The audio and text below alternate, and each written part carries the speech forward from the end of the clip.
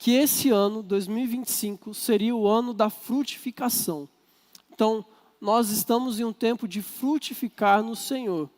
Só que, se você é uma pessoa aí razoável de entendimento, você sabe que quando a gente fala sobre dar frutos, o fruto é sempre o último resultado de um processo todo que passou na sua vida. Vocês concordam comigo? Quem não concorda está errado, tá? Não tem nem como questionar isso, porque não é uma palavra minha, então só para deixar claro. Mas nós entendemos também que nós, como igreja, para chegarmos no nosso alvo, que é frutificar, precisamos passar por alguns processos. E a gente começou o nosso ano, então a gente está começando o nosso ano com o processo do preparo. Preparar as nossas vidas para aquilo que Deus está fazendo. Então, só para você se situar, em janeiro, nós fizemos uma série aqui a respeito do livro Enraizados, porque entendemos que para frutificar nós precisamos criar raízes, uma raiz sólida que pode nos sustentar em meio às diversidades e para aquilo que Deus quer nos usar também. Depois nós fizemos uma exposição da carta de Paulo a Timóteo, um clássico bíblico, vamos assim dizer, de um mestre preparando o seu discípulo para ministério, para a vida com Deus, para aquilo que Deus ia fazer na vida de Timóteo. E agora, nesse último mês do trimestre, nossa última jornada para falar sobre o processo de preparo, nós estamos fazendo uma nova série, são minisséries na verdade, e essa é uma série sobre o livro do Timothy Keller chamado Ego Transformado.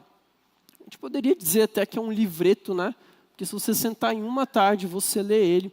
Mas nós entendemos que algo que nosso coração precisa ter bem resolvido diante de Deus, antes de qualquer coisa que Ele possa fazer em nós e através de nós, é que a nossa identidade tem que estar firme em Deus e o nosso ego precisa estar bem alinhado no exato lugar onde ele deve estar. Então, nós estamos indo já para o terceiro episódio dessa série, mas eu queria também falar que esse é o terceiro e último. O livro é muito curto, então não dava para a gente estender essa série.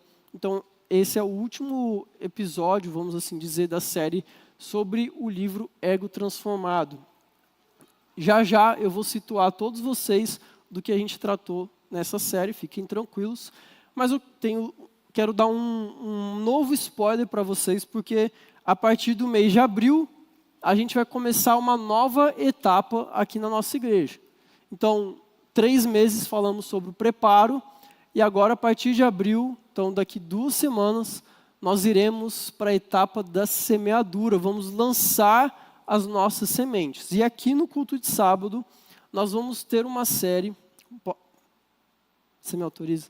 Pode falar.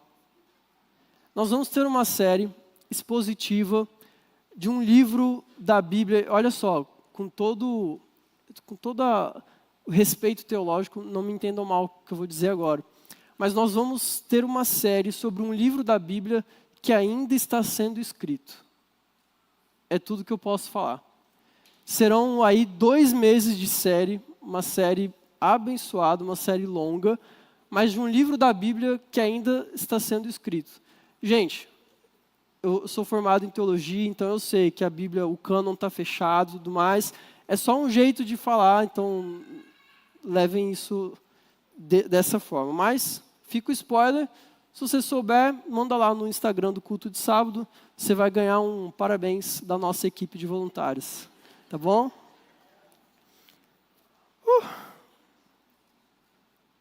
Agora a gente vai para a introdução da pregação. Isso tudo era avisos, né, tudo mais. E uma última observação para você que é novo no culto de sábado. Não se espante, eu tenho um combinado com a galera que é mais frequente, que eu não faço mais perguntas retóricas. Então, você não precisa me responder, a não ser que eu peça para você levantar a mão para responder algo, mas fica tranquilo, tá? Acabou essa fase, não vou ficar mais cobrando ninguém a respeito disso. Bom, como eu disse, nós estamos na série Destronando o Eu. É o nome que a gente deu para essa série. O livro do Timothy Keller, Ego Transformado, ele fala muito a respeito do nosso coração, dos nossos desejos, e como isso deve estar alinhado a respeito de quem nós somos e daquilo que Deus tem para nós. E o livro usa, e nós estamos usando também como base, a carta de Paulo à igreja de Corinto. Então, se você quiser, você já pode abrir aí no seu lugar a sua Bíblia, em 1 Coríntios, no capítulo 4. Rapidamente vou situar você que no primeiro sábado sobre essa série, nós falamos a respeito da nossa condição.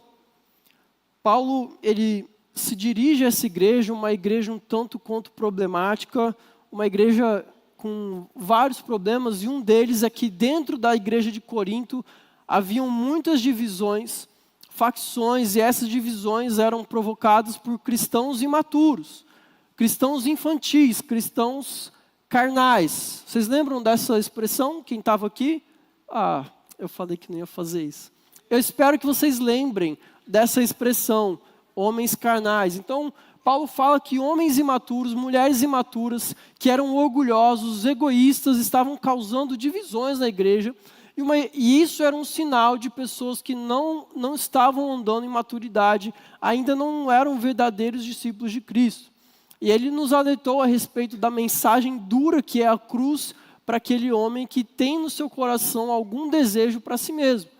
Ele fala, é impossível alguém vangloriar-se a si mesmo, uma pessoa que entende o que é a cruz, que é o juízo de Deus sobre toda a humanidade.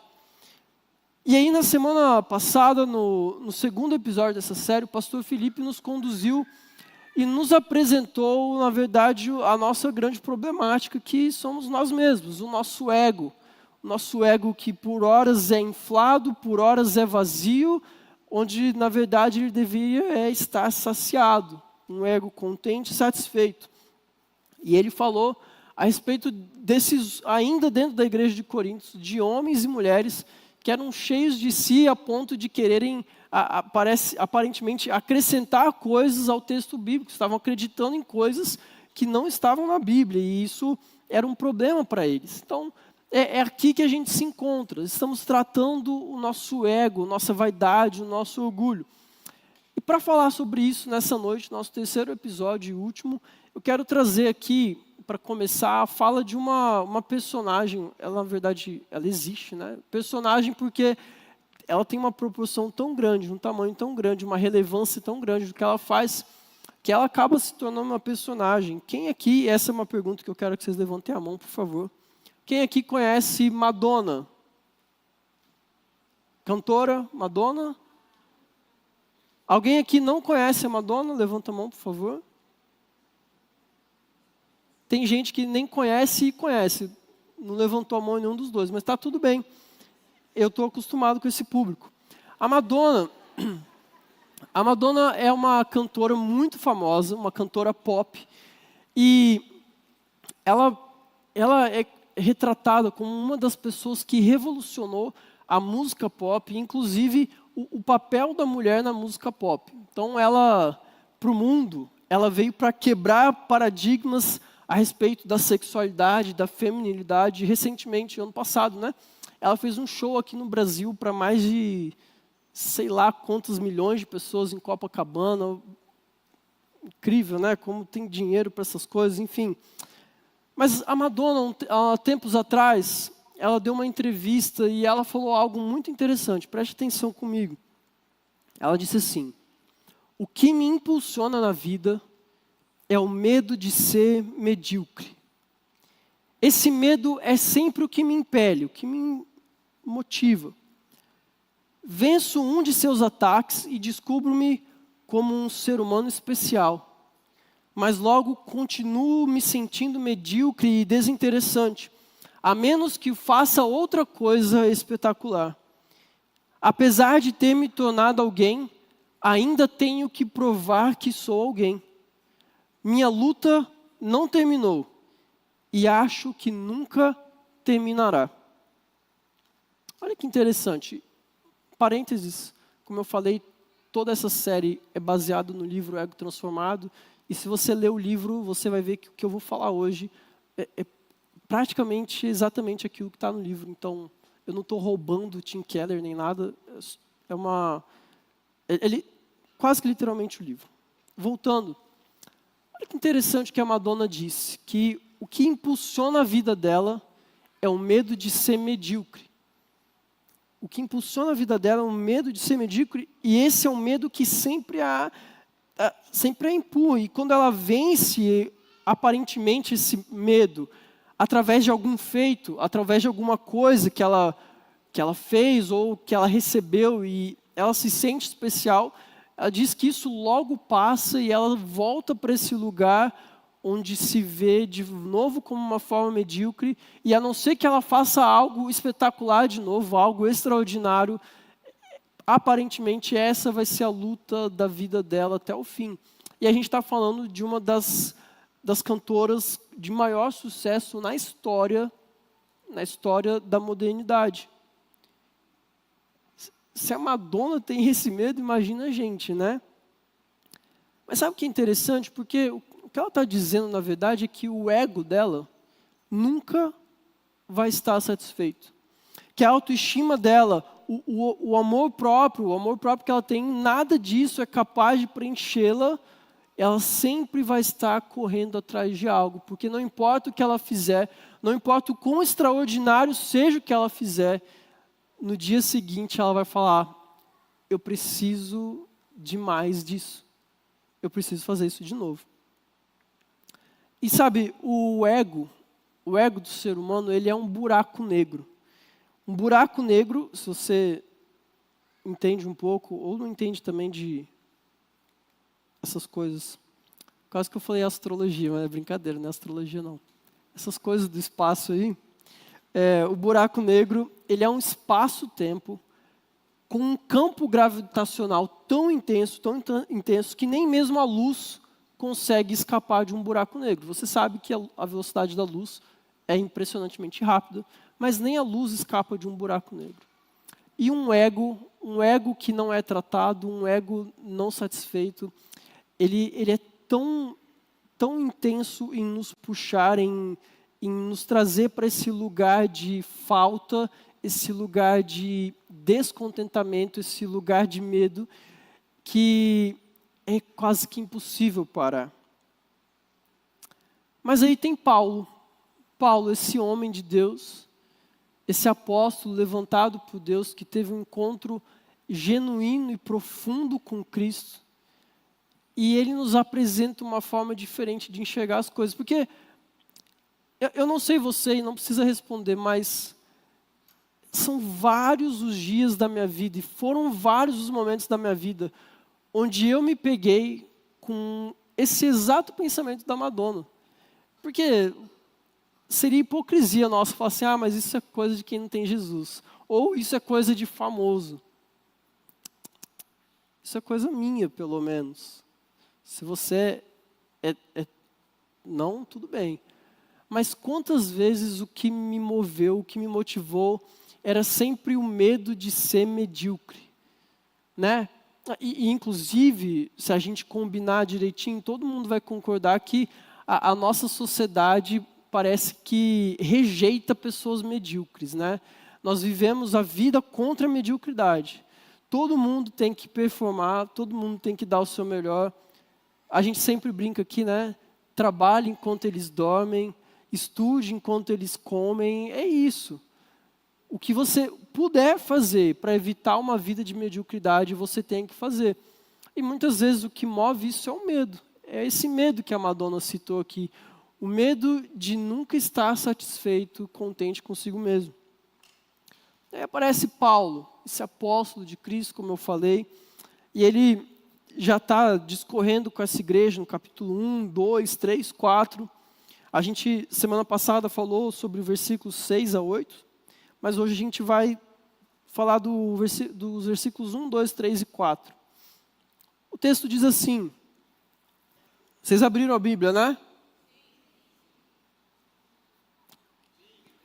Portanto, que todos nos considerem como servos de Cristo, encarregados dos mistérios de Deus.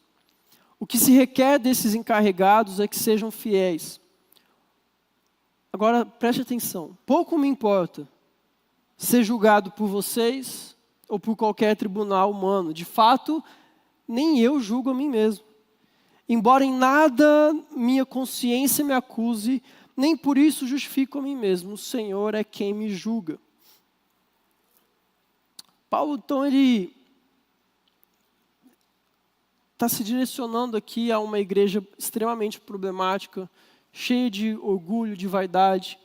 E ele falou um pouquinho antes, no final do capítulo 3, que eles tinham recebido tanto da parte de Deus, que eles tinham tudo em Jesus Cristo.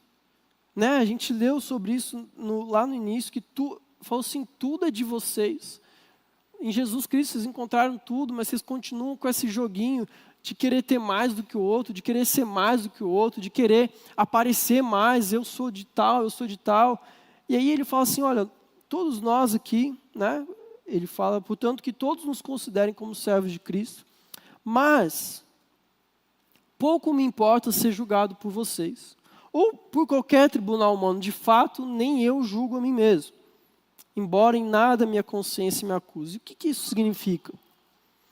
Paulo está lembrando, inicialmente, a igreja de Corinto, que ele é um ministro de Deus. Porque, veja, aquelas pessoas estavam de alguma forma tentando diminuir ou menosprezar o trabalho de Paulo, o ministério que ele havia recebido da parte de Deus. E ele fala assim, olha, eu quero lembrar a vocês que eu sou servo de Jesus Cristo, eu sou encarregado, a mim Deus confiou mistérios. Eu tive um encontro com Jesus e ele me encarregou de mistérios, mas na verdade não me importa o que vocês pensam sobre mim. Não importa o que qualquer tribunal humano pensa sobre mim, qual é o veredito que eles têm sobre mim. Na verdade, nem o que eu mesmo penso sobre mim importa. E a gente vai falar um pouquinho mais sobre isso, mas olha que interessante.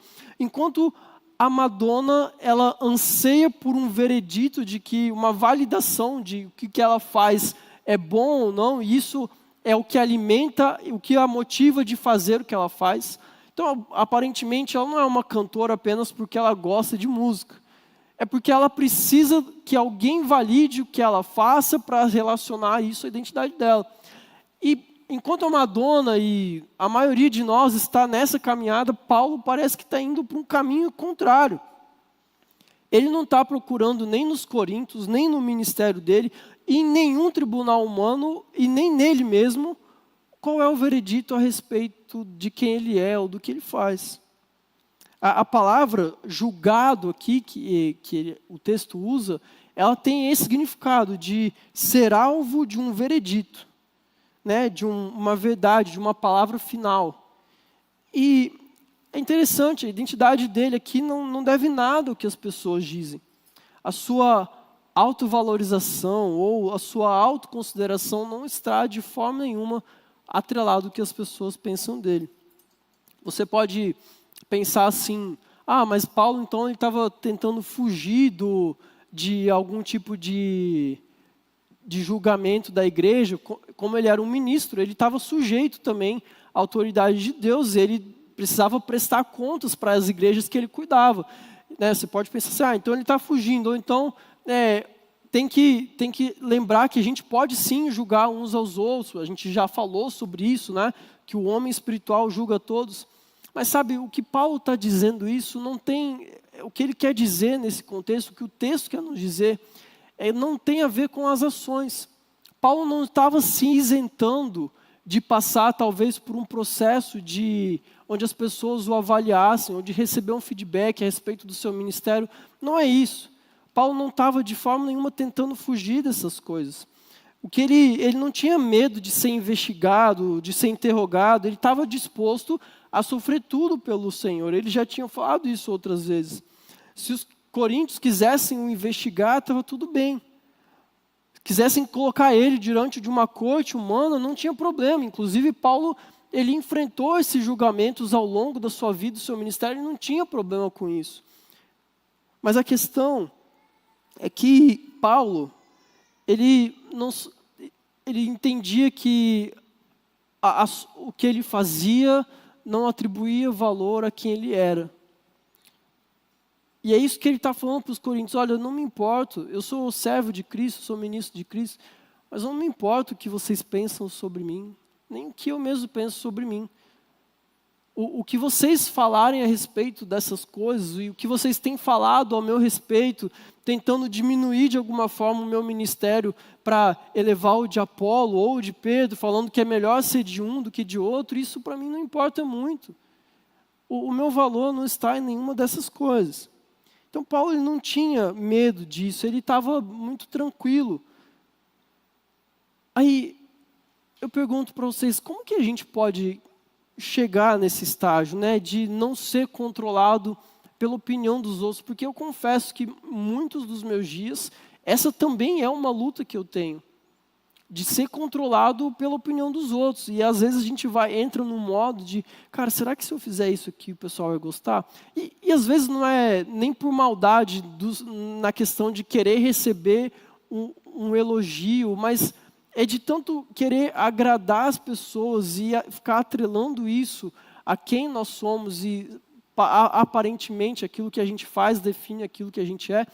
E a gente entra nesse ciclo de viver uma vida totalmente controlada por isso. E parece que não é bem assim. Aí eu te pergunto então, não precisa responder, como que a gente pode chegar nesse estágio de Paulo? Aparentemente uma pessoa livre da opinião dos outros. Talvez a maioria de nós diria que a resposta é óbvia. Quer saber? É só eu não me importar com o que os outros pensam sobre mim. Fácil, resolvido. Ou simplesmente eu não vou viver mais para tentar agradar os outros. O que interessa mesmo sou eu. Eu vou viver para quê? Para mim mesmo, para me agradar, para ser feliz. O que importa não é o que os outros pensam sobre mim, o que importa é o que eu penso sobre mim. Meus valores, minhas crenças, basicamente decida quem você quer ser e seja, pois o que realmente interessa é como você se enxerga. A sociedade moderna tem levado isso tão ao extremo que, inclusive, se você quiser ser um cachorro, você pode, né? A gente tem visto isso por aí. Então, a sociedade moderna, ela conhece apenas uma forma de lidar com o problema da baixa autoestima, que é a autoestima elevada. A gente falou sobre isso aqui outras vezes. Então, a gente fala para as pessoas, para ela, tipo assim, se alguém está triste, se alguém está se sentindo mal consigo mesmo, fala, cara, eu sei, eu não estou muito bem, acho que não sei, não tenho contribuído, não tenho muito valor. O que a gente faz? Olha tudo que você já fez, olha onde você já chegou, olha as coisas que você conquistou, olha o que você tem de valores e crenças na sua vida. A gente não faz isso ou não faz? Essa responde. Sim. Não faz mais isso, não respondo. Mas é isso que a gente faz. Não, avalie aí sua vida, olha a sua carreira, olha a sua trajetória, olha o tanto que você já conquistou. Olha de onde Deus te tirou. Mas o que Paulo aborda aqui com eles não poderia ser mais diferente. Porque no versículo 3 ele diz, a gente leu, olha, realmente não importa o que as pessoas pensam sobre mim. Mas também não importa o que eu penso sobre mim. Ele fala, inclusive, que ele tem uma consciência limpa, mas que isso não faz dele um inocente. E esse é um ponto importante de nós lembrarmos, lá da primeira pregação, onde eu trouxe para vocês, que a condição de todos nós era a mesma, né? Paulo, assim como eu e você, por mais incrível que ele seja, ele foi inspirado pelo Espírito para escrever 13 livros da Bíblia aí, pelo menos. Estamos longe desse patamar, mas ele estava na exata mesma condição que eu e você. A Bíblia diz em Romanos que todos nós pecamos, todos nós estávamos mortos. Ele diz em Efésios, todos nós, todos quer dizer todos. Todos têm exceção? Não, todos são todos. Então Paulo fala aqui que ele, mesmo se apresentando diante dessa igreja com uma possível consciência limpa, ele sabe que isso não faz dele um inocente, que ainda assim ele tem culpa no cartório. Isso é importante para nós, porque muitas vezes a gente conduz as nossas vidas achando que uma consciência limpa para nós é o suficiente como resposta para o mundo. E aí eu quero só te lembrar que pode ser, e isso é uma citação do Keller, tá, no livro, que até mesmo Hitler possa ter uma consciência limpa a respeito de si mesmo, mas isso não torna ele um inocente. Então, qual que é a saída para a gente conseguir isso? Né? Se não está numa autoavaliação ou buscar a afirmação em outras pessoas, a gente tem acompanhado que isso não dá certo. E aí o Keller ele apresenta alguns dilemas no livro. A gente poderia então, talvez, pedir para os nossos pais estabelecerem um critério de vida e através do critério dos nossos pais a gente soubesse se a gente estava indo bem ou não. Eu sei que talvez existam pessoas aqui que iam amar uma vida assim, o mais detalhado possível a respeito do que você deve ser ou fazer para ser a pessoa legal nesse mundo. Quanto mais regras você tiver, melhor é. Quanto mais critérios você tiver, melhor é. Eu sei que existem pessoas que vivem assim, né? Mas se eu viver apenas baseado nos critérios estabelecidos, sei lá, pelos seus pais, ou até mesmo por uma sociedade extremamente organizada e clara a respeito do que você deve ser ou fazer para ser uma boa pessoa, se isso ainda me faz sentir mal, quando eu olho para os padrões que meu pai manda eu lavar a louça todo dia, eu não consigo. Ou, sei lá, foi o primeiro exemplo que veio na minha cabeça, mas se às vezes seu pai exige que você seja uma pessoa sempre muito respeitosa, obediente, com um linguajar impecável, e aí você sente que toda vez que você dá uma escorregada, né, a gente sabemos, alguma coisa do tipo, você fala, cara, aí, não sei nem falar o português direito. Imagina quando for de mim exigido algo melhor, eu não sirvo para nada. Né? Então parece que esses critérios assim não vão, a gente vai fazer o que? Vai ficar mal.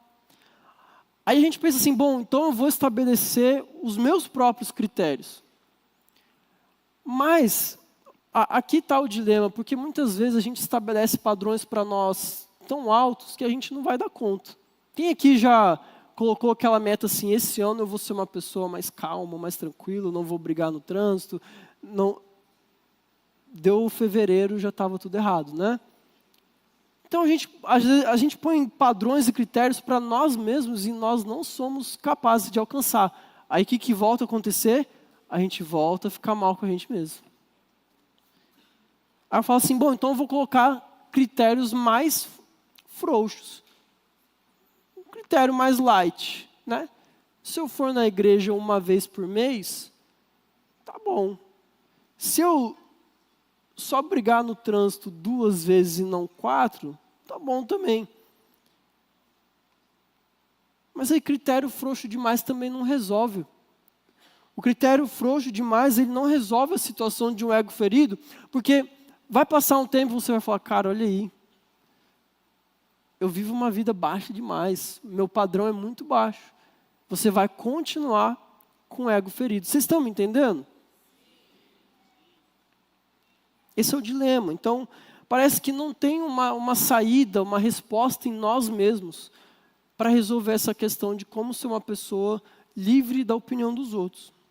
Então, Paulo sabe que a verdadeira liberdade de uma pessoa, a verdadeira liberdade do eu, né, de alguém que tem uma identidade transformada, ela não pode se basear na opinião dos outros.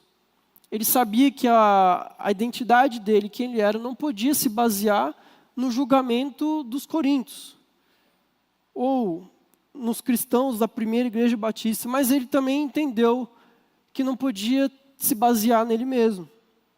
Então a gente vai descobrir onde Paulo encontra o senso que ele tem a respeito de si mesmo. E o Keller vai citar no livro que esse é um território desconhecido para a maioria de nós. E é verdade. Se você é da igreja já faz algum tempo, se você conhece um pouco da Bíblia, você sabe que Paulo, como eu já falei aqui, ele era um cara assim, fora da curva, né? O currículo de Paulo era impressionante. Paulo, ele era um mestre da lei. Paulo tinha descendência, era um homem extremamente cultural, um homem extremamente inteligente, diligente, correto na sua vida. Era impressionante. Mas sabe, olha como Paulo se enxergava. 1 Timóteo, capítulo 1, versículo 15. Paulo disse assim: Cristo Jesus veio ao mundo para salvar os pecadores. E eu sou o principal. Parênteses. Eu acho que esse é o versículo da Bíblia que é errado. Porque eu acho que eu sou pior que Paulo. Não pode ele ser o pior. Tem que ser eu. E a gente brinca isso às vezes. Fecha parênteses. É só uma brincadeira, tá? A Bíblia não tem erros. Mas é interessante você ver que o reconhecimento que Paulo faz a respeito de si mesmo não é um reconhecimento só do passado dele. Porque ele fala, eu sou o principal. Eu não era o principal pecador. Eu sou o principal. Paulo tem uma consciência presente a respeito de quem ele é. Não é muito comum nós vemos pessoas afirmarem ser as piores pessoas do mundo. Às vezes até é, mas uma pessoa tão confiante e cheia de si como Paulo era, não é normal. Não é normal você ver uma pessoa assim tão equilibrada, tão sábia, falar assim, não, eu sou a pior pessoa do mundo. Eu sou... Para nós, como sociedade, é tipo, cara, cala a boca. Que pior pessoa do mundo que? Você é mais que vencedor. Come esse mel aqui, que a sua vitória tem esse sabor. Né? Que mané pior pessoa do mundo. Para, não faz sentido. Mas, e é difícil até nós termos esse tipo de honestidade e consciência nas nossas relações. Porque se alguém chega aqui na igreja, a gente precisa sempre lembrar que a igreja é um hospital e não um clube. Mas até quando é um hospital, a gente quer ver quem é o paciente que está mais doente, né? Aí, você ficou 2 anos desviado indo em festas? Não, eu matei gente. Eu roubava. Né? E até mesmo aquilo que era para a gente olhar de uma forma assim, a gente era ruim mesmo. A gente tenta transformar isso numa batalha de egos, né? E é interessante porque Paulo parece que ele pensa totalmente diferente. E sabe o que acontece? O que acontece é que a gente faz isso porque nós estamos constantemente julgando a nós mesmos. Nós estamos constantemente nos julgando e nos colocando nesse tribunal, medindo aquilo que fazemos, avaliando aquilo que fazemos e nos permitindo ser assim para definir quem nós somos. E Paulo, ele não se deixa ser julgado nem pelos outros, nem por si mesmo. Mas ele reconhece primeiro que ele é falho, que ele tem sim culpa no cartório e que isso é uma prova da sua consciência. Mas também de que ele não conecta o seu pecado a quem ele é. Paulo não vai entrar nesse jogo. E da mesma forma, quando ele faz algo bom, ele não se parabeniza. Ele não, palmas para mim mesmo pelo que eu fiz. Ele enxerga todas as suas falhas, ele enxerga todas as suas coisas boas, mas ele não liga ambas as coisas a quem ele é. Nem o que ele faz de bom e nem o que ele faz de ruim. Mas é interessante porque a gente age diferente, a gente pensa diferente. Se eu me vejo como uma pessoa ruim, eu já não terei mais confiança. Por quê? Porque eu estou julgando a mim mesmo. Não, eu sou ruim mesmo. Eu estabeleço um padrão e vou me baseando nisso, sempre, sempre, sempre. E aí o nosso ego nunca vai estar satisfeito. Nunca. Mas Paulo, ele alcançou esse estágio onde ele não pensa mais em si e é isso. o que ele faz de certo, de errado, ele não relaciona mais a si mesmo. E C.S. Lewis, ele faz uma observação sobre o que é a verdadeira humildade. Porque tudo isso que a gente está falando até agora tem a ver com humildade. E a verdadeira humildade, ela não se encontra, uma pessoa verdadeiramente humilde, ela é diferente. Não é só simplesmente uma pessoa que fica afirmando o tempo inteiro que ela é insignificante. A gente não sai da presença de uma pessoa verdadeiramente humilde pensando na insignificância dela. Mas quando a gente conversa com alguém que tem a verdadeira humildade do Evangelho, o que impressiona mesmo é o quanto essa pessoa se interessou por nós.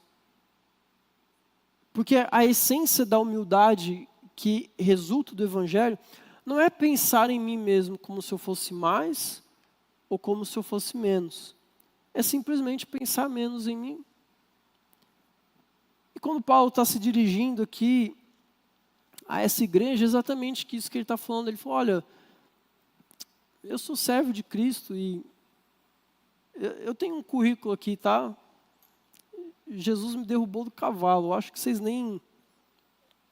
nenhum de vocês deve ter tido isso. Mas tanto faz. Tanto faz. Eu estou aqui para ajudar vocês. Ele se põe numa posição de verdadeira humildade. O que ele fez ou o que ele faz não interessa. Ele está tentando ajudar a igreja, se importando com ela, direcionando essas palavras a eles, porque Paulo tem verdadeiro interesse em que eles se tornem cristãos maduros. E essa é a verdadeira humildade do Evangelho. A verdadeira humildade do Evangelho, ela mata a necessidade que eu tenho de ficar pensando em mim.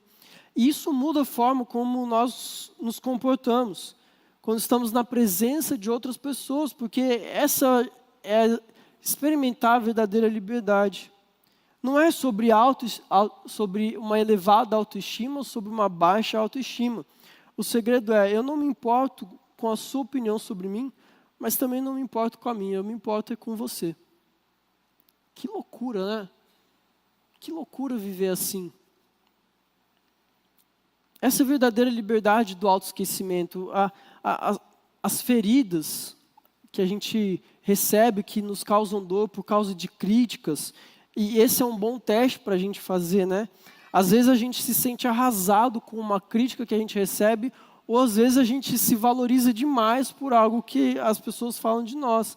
E se você está num desses dois extremos, eu quero que você avalie o seu coração a respeito do seu ego. Se você é uma pessoa que verdadeiramente não pensa tanto assim em si mesmo. Quem tem o ego satisfeito, ele não se abate com críticas. Ele ouve, ele tenta enxergar uma oportunidade para si mesmo e para as pessoas de melhorar ou não.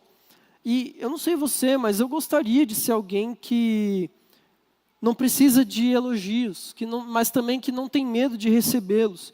Alguém que se olha no espelho e não se sente mal ou esquisito, mas também não acha que aquilo ali define quem é.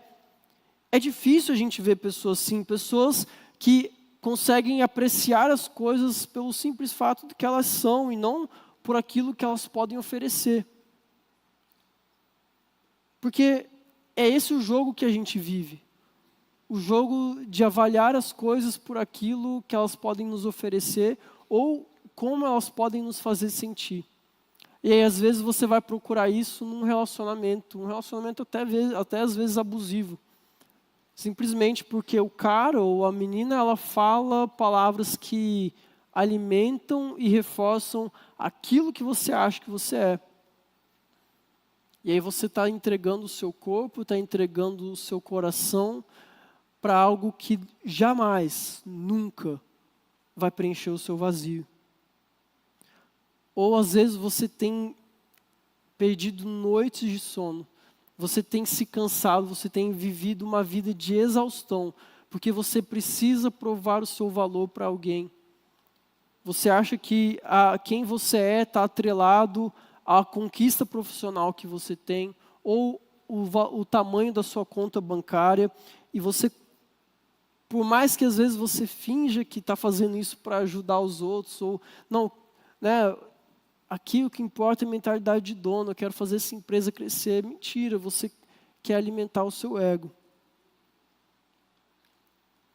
Mas essa é a verdadeira humildade do Evangelho, alguém que aprecia as coisas por como elas são, alguém que não se importa tanto com o que os outros vão pensar, nem com o que pensa a respeito de si mesmo.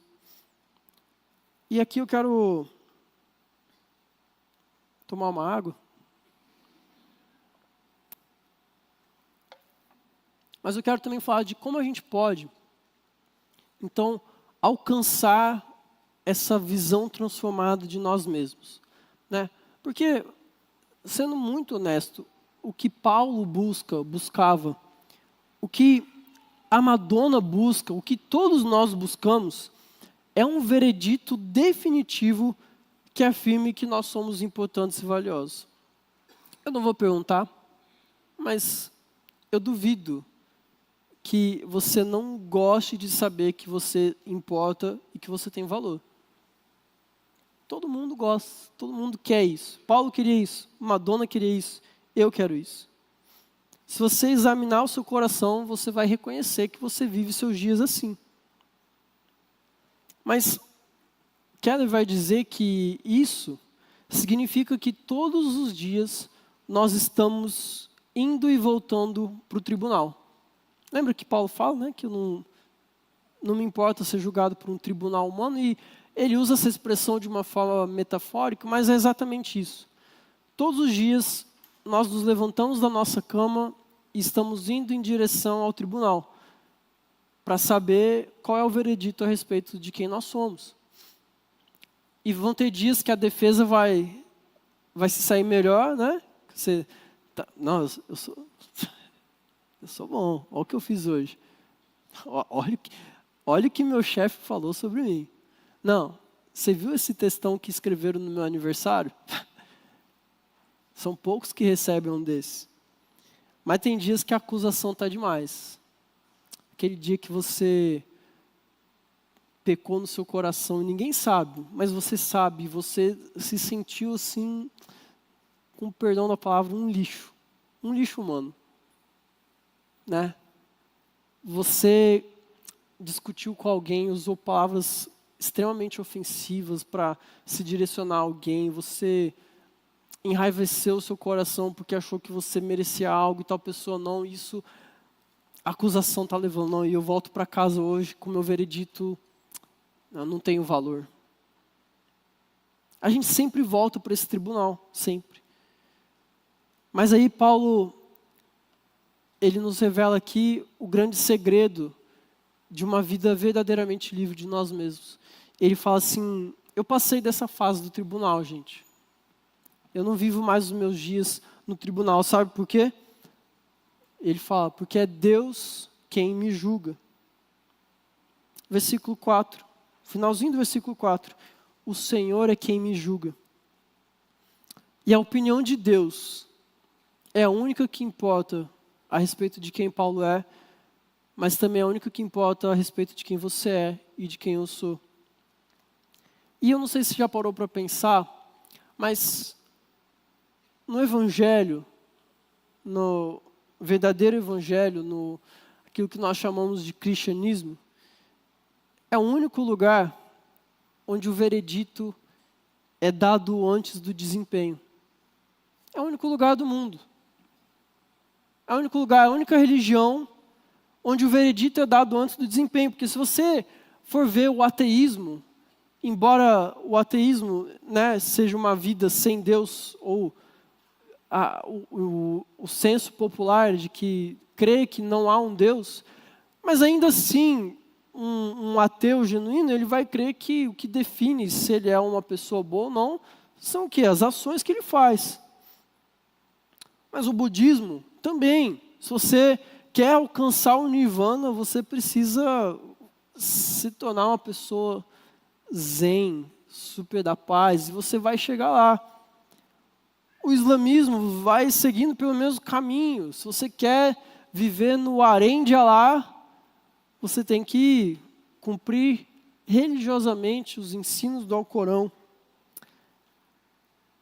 E todas essas religiões e todas as pessoas do mundo distantes do Evangelho voltam todo dia para o mesmo lugar, que é o tribunal. Então, se eu fizer isso, eu vou encontrar valor sobre mim. Não, mas se eu fizer isso, mais isso e isso, vai ter mais valor ainda. Se eu... Entenderam? Entenderam, né? Mas isso não é para aqueles que creem no Evangelho, porque pela Bíblia nós vemos que no momento em que nós cremos em Deus, Ele afirma sobre nós: este é meu filho amado, de quem eu me agrado. Foi assim com Jesus. Jesus veio a essa terra, e antes dele começar a curar pessoas, antes dele começar a realizar milagres, antes dele começar a transformar a nossa história, a nossa vida, Deus já deu um veredito sobre ele: esse é meu filho amado, no qual eu tenho prazer.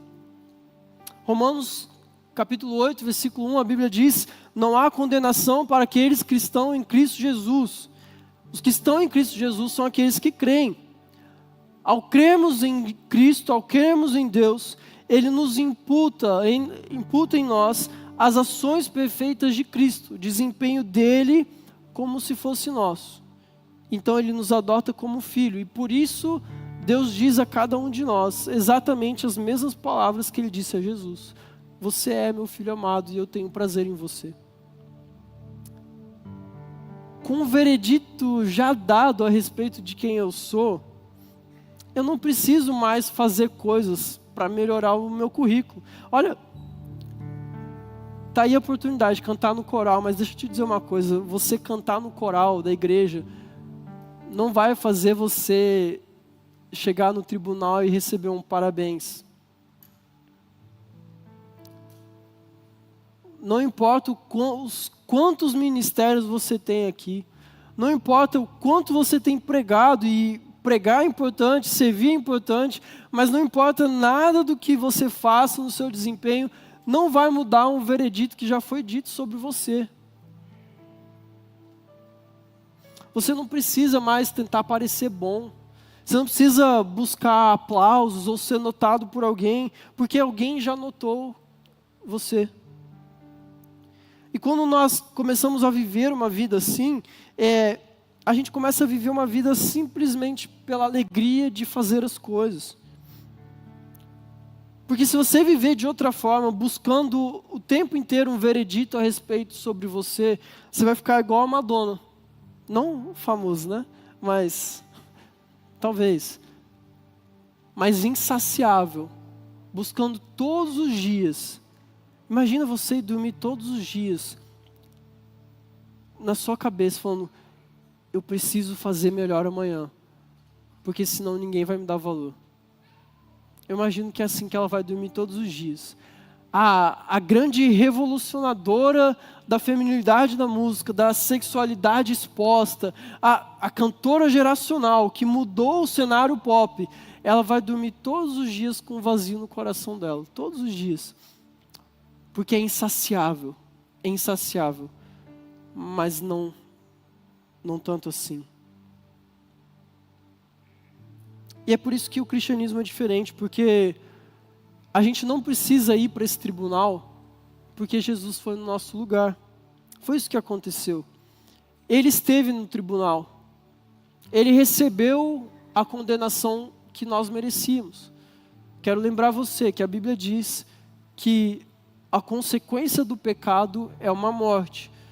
Não apenas uma morte física, mas também a morte espiritual.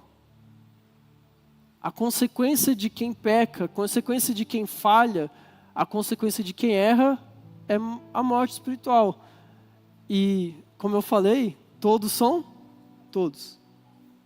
Então, o julgamento verdadeiro que eu e você deveríamos receber é uma morte eterna. Uma morte eterna. E você pode viver, a sua melhor forma possível aqui no mundo. Cumprindo os critérios, seguindo a cartilha de um bom cidadão, de um bom cristão. Mas ainda assim isso é insuficiente. O julgamento ainda está sobre você. A menos que a menos que você creia que alguém já foi julgado no seu lugar. A menos que você creia que Jesus ele recebeu condenação, ele encarou um julgamento, para que eu e você não precisássemos nunca mais voltar para esse lugar. Nunca mais. A única coisa que eu preciso fazer é pedir para que Deus me aceite baseado naquilo que Cristo fez por mim. Olha, a única pessoa que a opinião realmente importa sobre você, ela já olhou para você e disse que você tem valor. Tem tanto valor que vale a pena até morrer no seu lugar. A única pessoa que a opinião importa no mundo falou assim, ele tem valor para mim. Então por que eu me preocuparia com qualquer outro julgamento desse mundo? Foi nesse lugar que Paulo chegou. Ele falou assim, olha, embora eu tenha minha consciência limpa, eu vivo uma vida ok, eu sei que eu sou pecador. Eu não sou inocente.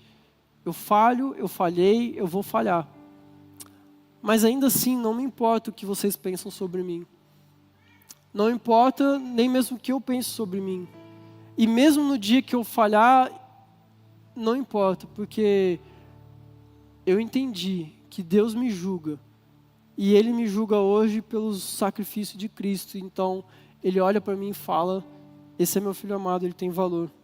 Desprezo, rejeição, uma destruição da sua autoimagem, tudo isso agora você é capaz de enxergar de uma nova perspectiva. Porque o que esse mundo fala não importa. O que você pensa sobre você mesmo também não importa. Talvez você tenha chegado aqui nesse lugar com vários pensamentos depreciativos a respeito de quem você é ou da sua condição.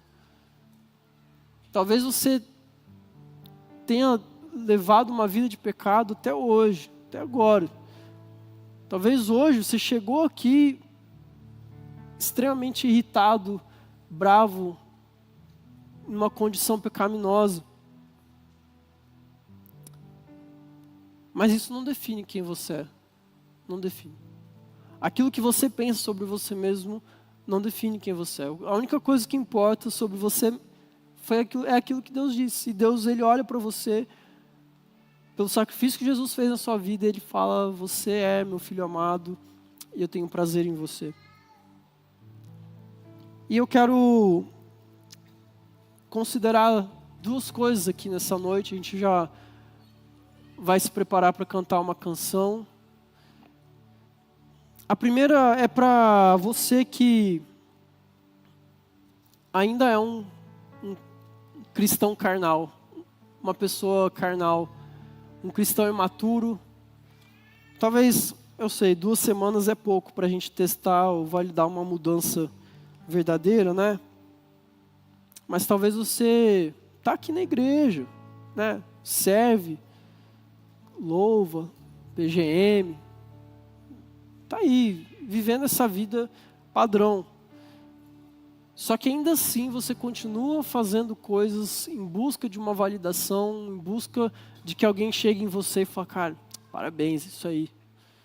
Você ainda continua tentando fazer as coisas para impressionar os outros, porque você, no fim do dia, você quer deitar a sua cabeça no travesseiro e falar, bom, eu importo, as pessoas se importam comigo. Talvez você tenha feito coisas boas, tá? Não estou falando só para quem vive uma vida horrível. Talvez você faz coisas muito boas, mas as suas intenções estão erradas. Você está indo para o tribunal. Você está indo para o tribunal e só quer que algum homem dê um veredito bom sobre você. Eu quero te lembrar que não vai mudar. O veredito sobre quem você é já foi dito. Você não precisa impressionar o seu pastor. Você não precisa impressionar o seu líder de pequeno grupo. Você não precisa nem mesmo impressionar o seu chefe. Você não precisa impressionar nenhuma pessoa, porque a única pessoa que você era incapaz de impressionar, ele já deu um veredito sobre você. Não importa aquilo que você fez ou deixou de fazer ou vai fazer ainda. Então eu quero que, enquanto a gente cantar essa canção, você que entende que precisa dar passos mais maduros em direção a um verdadeiro relacionamento com o Senhor. Quero que você ore mesmo sobre isso no seu lugar, que você cante essa canção com essa intenção.